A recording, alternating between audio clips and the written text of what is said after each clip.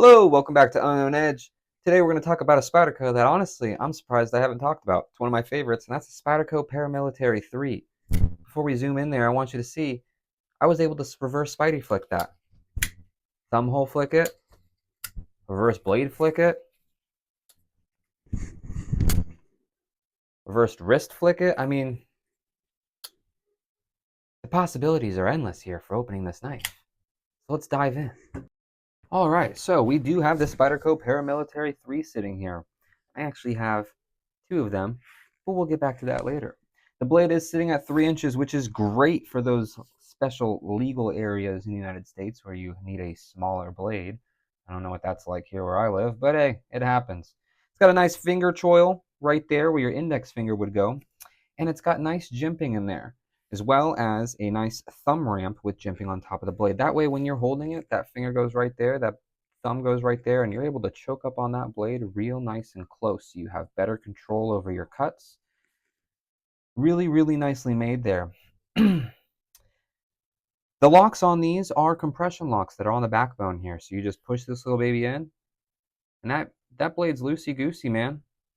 Now that helps for ease of deployment and ease of locking. Very, very little blade play, but it keeps that locked up there nice and tight. The adjustable pocket clip is good for tip down, tip up, left or right. Doesn't matter which way you swing, you can carry this blade any way you like it.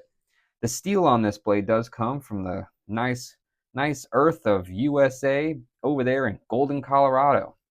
So thank you, Coloradians. Is that how you'd say that? Coloradians? Whatever.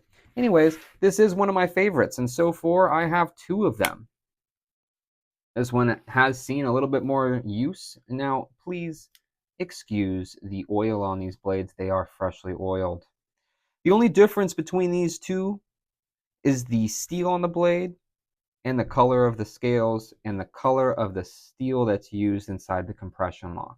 So a quick breakdown on that. This is an older model that's running CPM S30V steel, still from USA Earth, Golden, Colorado. And this one is using CPM S45VN steel.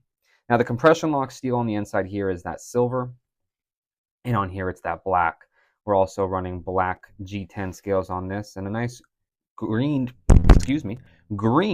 scales on this one. Now, the reason that I have two of them is, one, I love this blade and I carried it for a little over 4 years. So I had this blade for about 2, thought I lost it on the job at the very beginning, went and immediately picked up another one to replace it, found the first original. So I gifted the original over to my fiance. She carries it, and then I just have this one now still in my collection. I don't carry it as often, but every time I hold it in my hand, I go, maybe I should switch this out and I should carry this one for a while, because honestly, it's just a really nice knife. It cuts really well, the edge retention's really well, and I have so much control over this blade. I know this blade so well that it doesn't matter what I do, I can control this blade because I know it that well. I had it on me so often. Now the real question here is, do you like it? Would you carry it? I definitely did. Please let us know. Like, subscribe. Let us know in those comments. Tell all your friends about it. All the support is heavily appreciated. And yeah, just thank you very much. And we'll see you next time on Unknown Edge.